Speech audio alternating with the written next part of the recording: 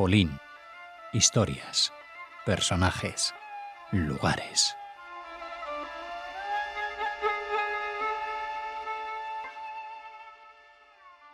Recibimos a Elżbieta Borkiewicz en su programa y atención a su salud universal. Buenos días, buenas tardes y buenas noches. Nos saluda a todos para contarnos otra de esas historias interesantes que nos llevan a la, a la vida de los judíos en Polonia, en este caso a caballo entre Polonia y Estados Unidos, si no me equivoco. Sí, más bien más en Estados Unidos que en Polonia, pero toda la historia empieza en Polonia. Es complicado de explicar porque el personaje de hoy nació en el año 1899 en un pueblo que se llamaba Złochów, que está ahora en Ucrania. Y Złochów era un pueblo judío, polaco, donde vivían polacos y judíos, sobre todo judíos, y pertenecía al Imperio Austrohúngaro, que era en la época cuando Polonia todavía no tenía su independencia, pues porque la recuperó después de la Primera Guerra Mundial. Entonces, todo es muy complicado, pero él nació nosotros decimos que esta parte de Ucrania era Polonia, entonces que nació en un pueblo polaco, ¿no? Así que hoy viajaremos en el tiempo y en el espacio, porque empezaremos ahí en Europa Oriental, en Ucrania, pasaremos por Nueva York y llegaremos hasta Hollywood. Y yo supongo que si decimos el nombre de Asher o Arthur Felig o Wiggy, porque ese era el seudónimo artístico de este personaje, pues la gran mayoría de nosotros, de los oyentes del programa, no sabrá, no lo conocerá. Así que, pero si entre nuestro público hay alguien apasionado por la fotografía y la historia de la fotografía, quizás sí. Y si vemos algunas fotos hechas por este personaje, pues diremos sí que lo conocemos, ¿no? Uh-huh. Pero volvamos al principio, o sea, a la Europa Oriental, a este pueblo de Złochów, donde nació en el año 1899, como hemos dicho, en el día 12 de junio. Casi le faltaba medio año para empezar el siglo XX, ¿verdad? 1900. Pero bueno, nació todavía en el siglo XIX. Y él tenía eran cuatro hermanos. Y la familia judía, que eran una pareja judía bastante joven y que estaba soñando con empezar la vida en otro lugar para tener más posibilidades de mejorar, ¿no? Y entonces primero se fue a América el padre y luego después la mujer y con los cuatro hijos. Y lo primero, llegaron a Nueva York como muchos emigrantes en un barco a vapor que se llamaba Kaiserin Augusta Victoria. Y Asher empezó la vida americana en Nueva York. Se llamaba Asher, era su nombre original, pero pronto cambió más americano por Arthur. Y Arthur, como muchos chicos jóvenes de las familias judías que no tenían recursos, que venían sin nada, pues ejerció un sinfín de oficios, trabajos para sobrevivir. Y en aquel mundo que era el mundo de oportunidades, pero también de muchos fracasos. Pero él era fuerte psíquicamente y sobre todo tenía una pasión algo que le atraía, porque todavía no sabía cómo es del todo, no tenía su máquina de fotos, pero le atraía la fotografía, el fotoreportaje. Y poco a poco empezó a estudiar, a aprender a hacer fotos. Primero trabajando en un estudio, el típico estudio de fotografía que hacía fotos para pasaportes y documentos. Y en el año 1924, o sea, tenía 25 años, cuando pasó al laboratorio fotográfico de la agencia informativa ACME, que se llamaba ACME. Y la agencia tenía varios fotoreporteros a sueldo, pero como en la ciudad, en aquella época ocurrían muchas cosas. Y especialmente en plena noche, pues muchos de los fotoreporteros o estaban ocupados o no tenían ganas de trabajar por la noche. Entonces, en estos casos, Arthur hacía sustituciones y siempre estaba ahí donde había incendios, asesinatos. Incluso a menudo era el primero en llegar a los lugares de sucesos y casi siempre era la persona que más se acercaba con su máquina, su aparato para hacer fotos, ¿no? Su cámara. Y él decía que actuaba siempre según una regla, fotografía de noticias que enseña a pensar rápidamente, a estar seguro de sí mismo y a confiar en sí mismo. Él lo escribió en uno de los textos, esta era su norma.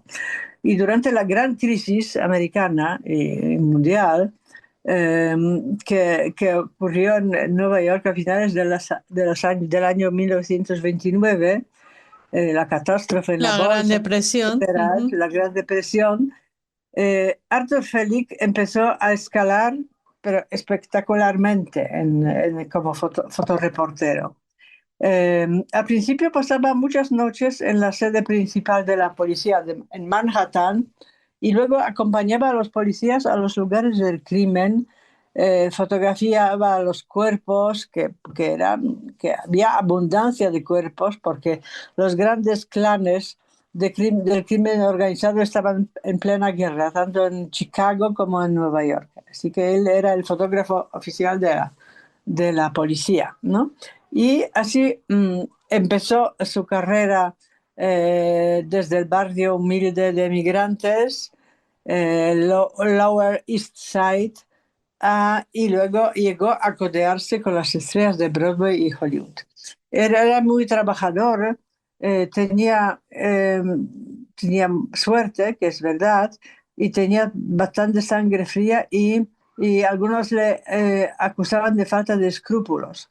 Pero él sobre todo tenía el talento para autopromocionarse y pronto se convirtió en el admirado fotoreportero Luigi. Y él era tan cercano colaborador de la policía neoyorquina que incluso le dieron un aparato de radio profesional y como el único fotoreportero, tenía el encargo de fotografiar en los lugares del crimen. Se le permitía entrar más allá del cordón policial. Es él que estaba más cerca.